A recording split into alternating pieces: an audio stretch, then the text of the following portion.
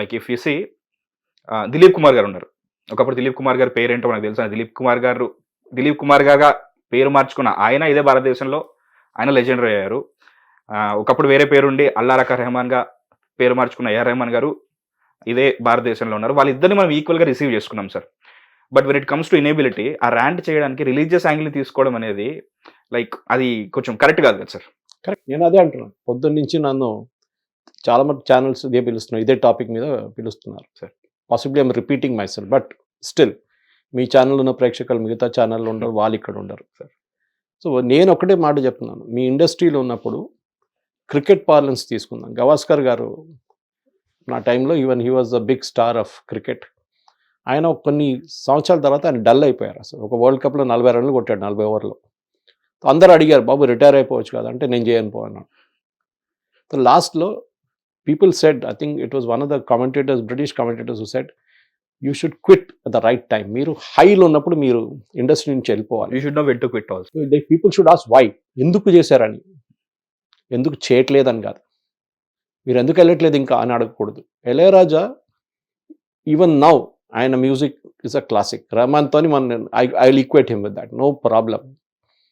మనం ఎప్పటి నుంచి అని చూసుకున్నాం, గీతాంజలి నుంచి ఏ సినిమా అయినా చూడండి, ఆయనది క్లాసిక్స్ అన్ని. రెహమాన్ గారు అదే లెవెల్లో వచ్చినప్పుడు ఇళయరాజా ఎప్పుడైనా కంప్లైంట్ చేశారా, నాకు మ్యూజిక్ రావట్లేదు అన్ని రెహమాన్కి ఇస్తున్నారని ఎప్పుడైనా కంప్లైంట్ చేశారా? He never did it. That is his maturity and that is the most important thing. మీరు ఎట్లా చేస్తారు, ఎప్పుడు మీరు ఇండస్ట్రీ నుంచి బయటికి వెళ్ళినప్పుడు you should be mature enough to accept the industry has change. Industry మారిపోయింది, మ్యూజిక్ అనే ఒక కాన్సెప్ట్ లేదు.